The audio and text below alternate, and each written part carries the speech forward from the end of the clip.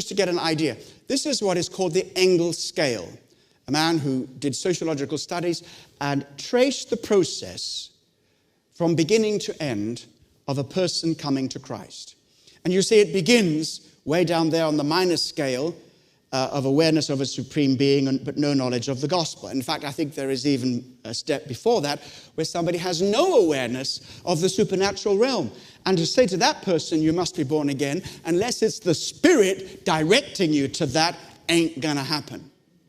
So you need to help nurture them and begin to introduce and help them come to the place where they recognize there is a supernatural realm, and they begin to understand that God exists, and begin to understand that He sent Christ, and then begin to understand what the gospel is and the implications of the gospel, right the way through to a decision to act. And then here is the new birth. And I thank God for this scale, because it doesn't end when people say yes to Jesus. It goes on into what we call consolidation.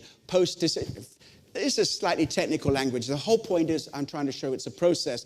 Post-decision evaluation, incorporation to the body of Christ, conceptual and behavioral growth. Typical sociologist, isn't this? But communion with God and stewardship. So that shows the process. It doesn't end the day they say yes to Christ. Now, you can take that down, but it's just to show you that there is a process. And the scale might begin at 0 with not even understanding that God exists.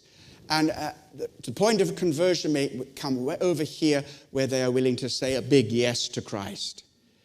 And it's not advantageous to try to force them or put pressure on them to say yes before they're ready.